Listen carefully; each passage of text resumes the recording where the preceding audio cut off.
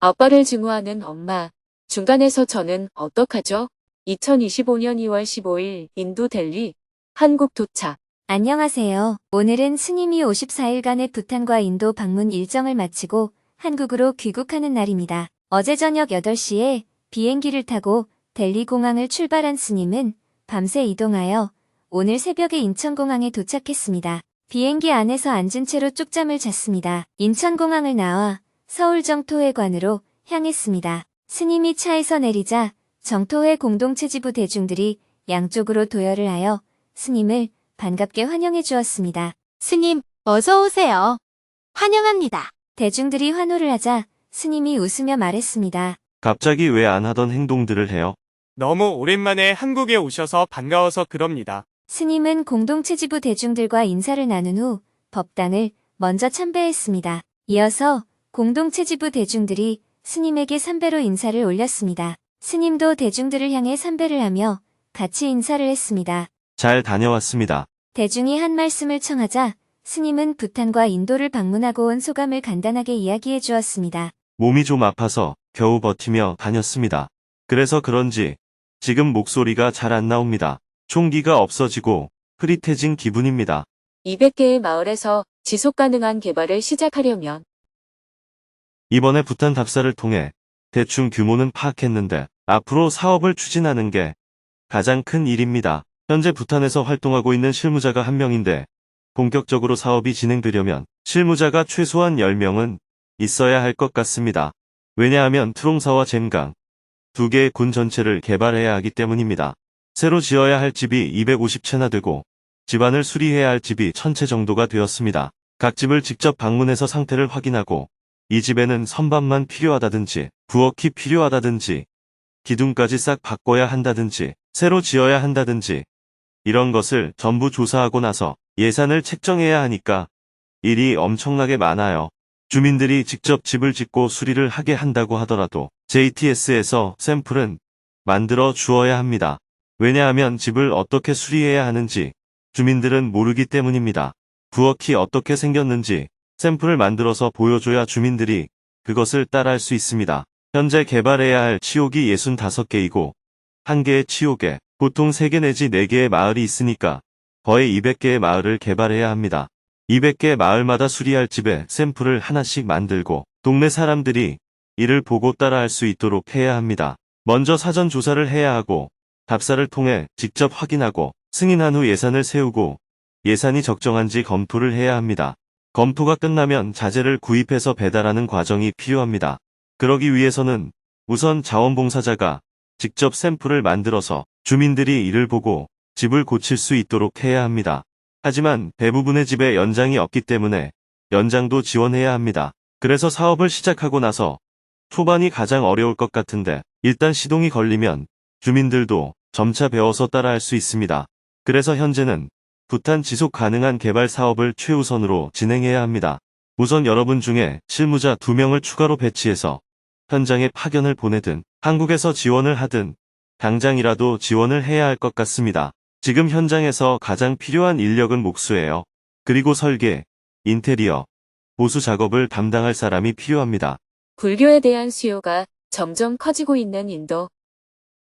인도 성지 순례도 무사히 잘 마쳤습니다.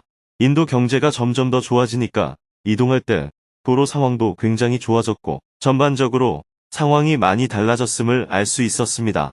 이번에 아쇼카 대왕의 후예라고 하는 모리아족 5만 명이 모인 법회에 참석하여 법문을 하고 왔는데 모리아족이 오히려 석가족보다 규모가 더 컸습니다. 그리고 델리에 있는 진달 대학교와 국립공과대학에서 강연을 했는데 인도 델리의 분위기는 우리나라 1980년대의 근대화 과정과 비슷한 분위기가 있었습니다. 인도 대학생들도 유튜브를 많이 보고 있었고 한국의 청년들처럼 정신적 갈등을 많이 겪고 있었어요. 대가족 제도에서 핵가족 제도로 넘어가는 과정에서 청년들이 가족에 대한 부담도 느끼고 정신적 혼란을 많이 겪고 있었습니다. 인도의 인구는 14억이나 되기 때문에 이러한 정신적인 혼란을 치유하기 위해서는 불교에 대한 수요가 앞으로 점점 더 커질 것 같습니다. 그래서 부처님의 가르침과 부처님의 일생을 정리한 책을 빨리 제작해서 인도 사람들에게 나눠주는 일을 다른 일에 우선해서 진행할 필요가 있겠다는 생각이 들었어요. 나머지는 나중에 자리를 만들어서 함께 얘기해보면 좋겠습니다. 스님은 더 많은 이야기를 들려주고 싶었지만 몸이 많이 피곤해서 다음을 기약했습니다. 여독을 풀고 휴식을 한 후 오늘 일과를 마무리하였습니다. 오늘은 법문이 없었기 때문에 지난 금요직문직설 생방송에서 스님과 질문자가 나눈 대화 내용을 소개하며 글을 마칩니다. 아빠를 증오하는 엄마. 중간에서 저는 어떡하죠? 부모님께서는 제가 어렸을 때부터 자주 다투셨습니다. 아빠는 술을 좋아하셨고 엄마는 그걸 싫어하셨어요.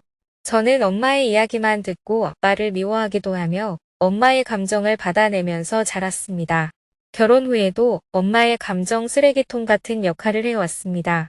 두 아이의 엄마가 된 지금은 그 이야기를 들을 여유가 없습니다. 엄마는 변하지 않는 아빠를 증오하는 악심이 더 커지는 것 같습니다. 차라리 헤어지라고 얘기해보지만 엄마는 복수할 날만 기다리고 있다 하십니다. 가족들이 엄마에게 등을 돌리고 주변에 아무도 없게 될 것 같아 걱정됩니다. 저는 엄마와 아빠를 무척 사랑합니다. 엄마가 생각을 조금만 바꾸어 마음이 편안해질 수 있는 방법이 있을까요? 질문자가 너무 과도하게 생각하는 거예요. 질문자가 볼 때는 부모가 서로 싸우고 원수같이 지내는 것 같지만 좋은 점도 있기 때문에 한 집에서 오래 사는 겁니다. 나쁜 점만 있다면 그렇게 살 수 없습니다. 그래서 엄마 말을 그냥 귓등으로 듣는 것이 좋습니다. 아이고, 그러셨어요? 아빠 때문에 참 힘드셨죠? 이러고 말아야 해요. 어릴 때처럼 엄마 얘기만 듣고 아빠를 미워하거나 또 아빠한테 전화해서 엄마를 괴롭히지 말라 하고 말하는 것은 도움이 안 돼요. 그건 부모의 문제지 내 문제가 아니기 때문입니다. 엄마는 힘드니까 어릴 때부터 늘 하소연해온 딸에게 또 하소연을 할 수밖에 없는 거예요. 그냥 들어주면 되지. 그런 말을 하지 마라 이렇게 요구하는 것은 맞지 않아요. 질문자는 내가 해결해줄 능력이 없다면 안 듣는 게 낫다 이렇게 생각하는 거예요. 또 엄마가 나한테 그런 말을 하려면 내 말을 들어라 하는 자기 주장이 있는 겁니다. 이런 문제는 해결이 될 수가 없는 일이에요. 또 해결이 안 돼도 괜찮아요. 그렇게 오랫동안 싸우면서도 아직 안 헤어지고 살잖아요. 질문자는 형제가 몇이에요? 여동생이 한 명 있습니다. 그러면 부모님은 자식 둘을 낳고 키워서 결혼까지 시켰잖아요. 또 손자도 둘이나 있는 아주 훌륭한 부모예요. 훌륭한 할머니이고 훌륭한 할아버지입니다. 젊을 때도 서로 다투면서 안 헤어지고 살았는데 손자 손녀까지 있는데 지금 헤어지겠어요? 물론 황혼 이혼이란 것이 있어서 헤어질 수는 있지만 이제는 이게 일상이다. 이렇게 생각하면 어떨까요? 커피 마시는 습관처럼 부모님은 그냥 욕을 하면서 사는 게 이미 습관화되어 버렸어요. 그걸 질문자가 너무 심각하게 받아들이기 때문에 괴로운 거예요. 전화가 오면 어머니 힘드시죠? 이렇게 받아주고 끊으면 됩니다. 질문자가 자꾸 해결하려고 하면 안 됩니다. 전화하지 말라 하는 자기 생각을 고집하고 있어서 지금 괴로운 겁니다. 어머니는 전화할 때가 딸밖에 없잖아요. 질문자와 어릴 때부터 있는 얘기 없는 얘기 다 하면서 지냈기 때문에 부끄러울 것도 없습니다. 지금 새삼스럽게 남한테 전화해서 그런 얘기를 하려면 힘들어요. 남한테는 그렇게 싸우는 척도 안 합니다. 그런데 자기는 어릴 때부터 한 집에 살았으니까 숨길 것이 없는 겁니다. 어머니는 질문자한테 하소연을 좀 하면 감정이 풀리는 거예요. 앞으로 절대 같이 안 산다 이러면서 지금 30년을 더 살았잖아요. 그런데 아직도 질문자가 그 문제를 해결하려고 해요. 첫째, 그 문제는 해결될 수가 없습니다. 둘째, 해결이 안 되어도 사는데 아무 문제가 없어요. 부모님은 해결을 안 하고도 지금까지 잘 살았어요. 그러니 그냥 하나의 사는 모습으로 받아들이면 어떨까 싶습니다. 제가 상담한 사람 중에 남편과 진짜 입에 담을 수 없는 욕을 서로 하면서도 계속 같이 사는 사람이 있습니다. 그런데 나중에 그 부인한테 이런 얘기를 들었어요. 남편이 어디 가고 없어서 혼자 자야 하는데 도저히 무서워서 혼자서는 못 자겠더랍니다. 그래서 제가 같이 사는 데는 다 이유가 있구나 하고 깨달았습니다. 그 후에는 그분이 아무리 힘들다고 하거나 동네를 시끄럽게 해도 그냥 웃으면서 듣습니다.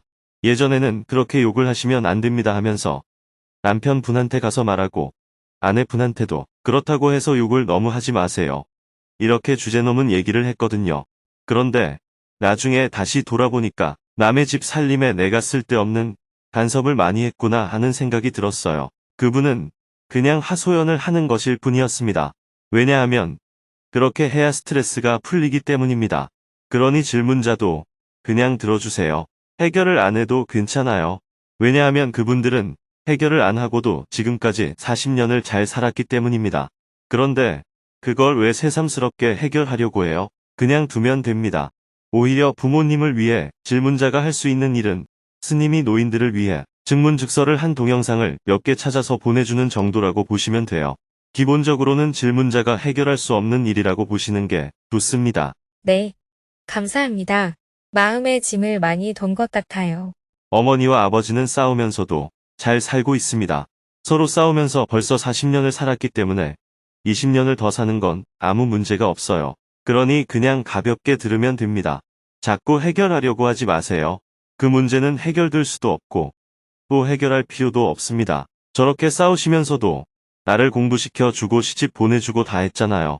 그러니 나는 그것만 생각하고 고맙게 생각하면 되지 자기들끼리 싸우는 건 내가 시비할 필요가 없어요. 잘 알았습니다.